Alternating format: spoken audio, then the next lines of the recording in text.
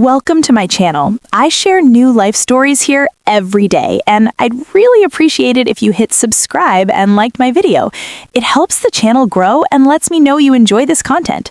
Now, let's jump back into my story. I'm sure you'll love it if you keep listening till the end. They say that when you lose your sight, your other senses sharpen. That is a romantic lie people tell themselves to make the darkness feel less heavy. The truth is, your other senses don't get sharper, you just learn to trust them more than the lying shadows in your eyes. I am 70 years old. My name is Clara, and for the last 5 years, I have lived with age-related macular degeneration. My central vision, the part you use to read a book, recognize a face across the room, or thread a needle, is a blur of gray fog. But my peripheral vision remains. I can see motion, I can see light and shadow, and I can navigate the world if I know where the edges are. My house, a 1920s craftsman bungalow that my husband and I bought 40 years ago, was not just a building, it was my map. I knew that it took exactly 12 steps from the refrigerator to the sink. I knew the third floorboard in the hallway groaned, warning me I was approaching the bathroom. I had tactile bumps, small raised stickers on the microwave buttons, the washing machine dial, and the stove. I lived in a world of rhythm and touch. It was a quiet world, a safe world, until my daughter Brenda decided I needed saving. It started 6 months ago. Brenda had lost her job in pharmaceutical sales. Corporate restructuring, she called it, though I suspected it had more to do with her inability to listen, and she was facing an eviction from her upscale apartment. She came to me with tears in her eyes, pitching it as a solution for me. "Mom, you're all alone here," she had said, gripping my hand too tightly. "It's not safe. What if you fall? What if you mix up your meds? Let me move in. I'll be your eyes. I'll take care of everything." I hesitated. I cherished my solitude, but the fear of the dark is a powerful thing, and the fear of being a burden to the state is even stronger. I agreed. It was the first mistake in a long chain of errors. The first week was fine. Brenda cooked, she cleaned, she drove me to the grocery store, but then the improvements began. I woke up one Tuesday morning and walked into the kitchen. I reached out for the handle of the cabinet where I kept my coffee mugs, a motion I had performed thousands of times. My hand hit empty air. I stumbled forward, my hip bumping against the counter. "Brenda?" I called out. She breezed in, smelling of heavy floral perfume. "Oh, good morning, Mom. Do you like it? I reorganized. The mugs were too high for you, so I put them in the lower drawer, and I moved the spices to the pantry because the counter looked cluttered." "Brenda," I said, trying to keep my voice steady, "I don't need the counter to look clean. I need to know where things are. I navigate by memory. If you move things, I am blind." "Don't be dramatic, Mom," she laughed, a sound that grated like sandpaper. "It's safer this way. You'll get used to it. I'm just trying to help you optimize." Optimize, a corporate word for a home problem. Over the next month, my map was systematically erased. The tactile bumps on the microwave were peeled off because they looked tacky. The rug in the hallway, which I used to orient myself toward the bedroom, was rolled up and thrown in the garage because Brenda thought it was a tripping hazard. Ironically, without the rug, I slipped twice on the polished hardwood in my socks. When I complained, she sighed the sigh of a martyr. "See, you're unsteady. It's a good thing I'm here. You're getting worse, Mom. Your confusion is getting worse." That was the weapon she began to sharpen, my confusion. She wasn't just moving furniture, she was moving my reality. She would tell me I had already taken my pills when I knew I hadn't.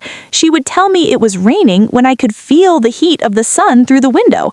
She was gaslighting me, painting a picture of a senile old woman who couldn't be trusted with her own life. Then came Gary. Gary was Brenda's new boyfriend. He was a man who took up too much space.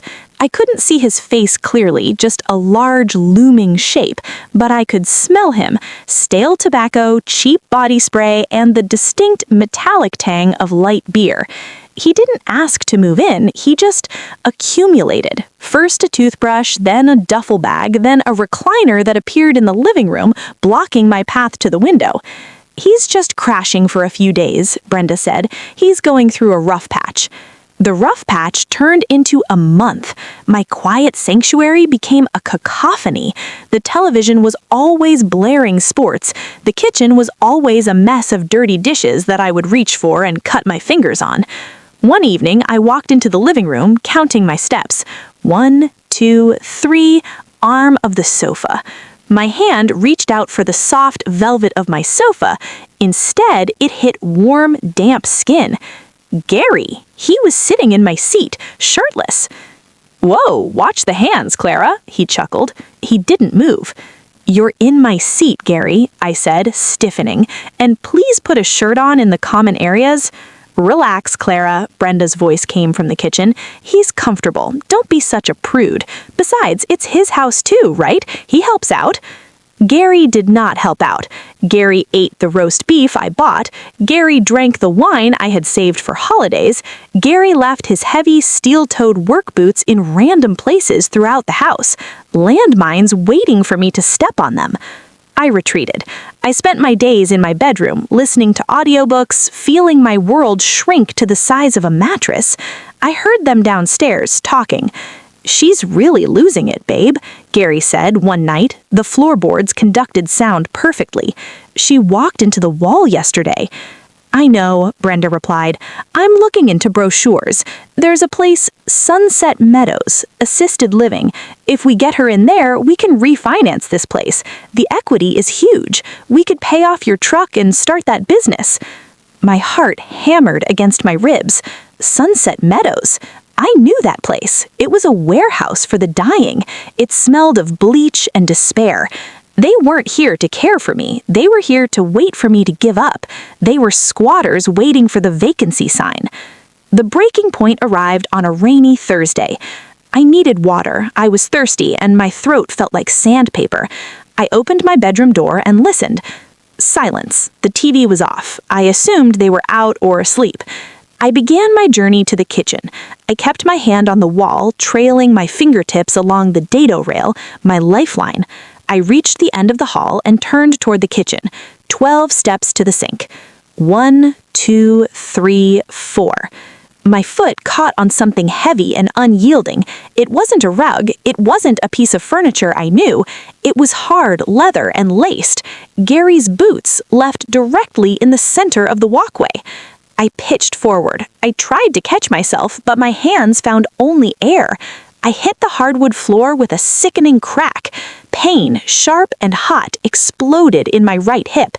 It radiated down my leg and up my spine, stealing the breath from my lungs. I cried out, a jagged, involuntary sound. "What the hell was that?" Gary's voice boomed from the living room. They hadn't been out. They had just been quiet. Light flooded the hallway as the switch was flipped. I lay on the floor, clutching my hip, tears of pain blurring my already fogged vision. I saw two shapes looming over me. "Oh my God, Mom!" Brenda shrieked, but she didn't kneel. She didn't touch me. "I tripped," I gasped. "The boots! Gary's boots!" "Boots?" Gary said, sounding defensive.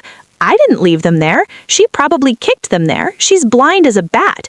"See?" Brenda's voice shifted. It wasn't worried anymore. It was vindicated.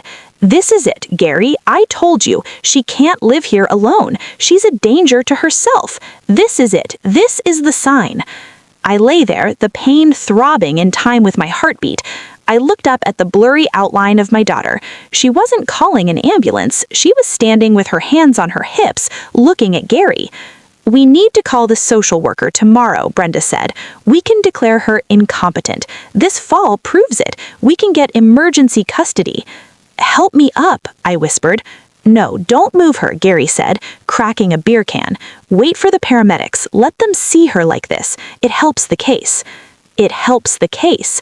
In that moment, the pain in my hip became secondary. A cold, icy rage flooded my veins. It was a clarity sharper than any vision I had lost. They were leaving me on the floor to curate a scene. I was a prop in their play for my assets. Call 911, I said, my voice low, guttural. Now. Brenda finally pulled out her phone, sighing. Okay, Mom, but this is for your own good. We can't keep doing this. The ambulance ride was a blur. The hospital stay lasted 3 days. It was a severe bruising of the hip and a hairline fracture, but I didn't need surgery. I needed rest and physical therapy. Brenda visited once. She brought a brochure for Sunset Meadows and placed it on my tray table. I'm setting up a tour for next week, Mom. It's lovely. They have bingo. Get out, I said. Mom, don't be difficult. The doctor agrees you can't be alone. Get out. She left, huffing about my ingratitude. As soon as she was gone, I reached for the phone by the hospital bed. I didn't call a lawyer, not yet. I called Sarah. Sarah was an occupational therapist who specialized in low-vision patients. She had helped me map my house 5 years ago. She's the one who suggested the tactile bumps. She was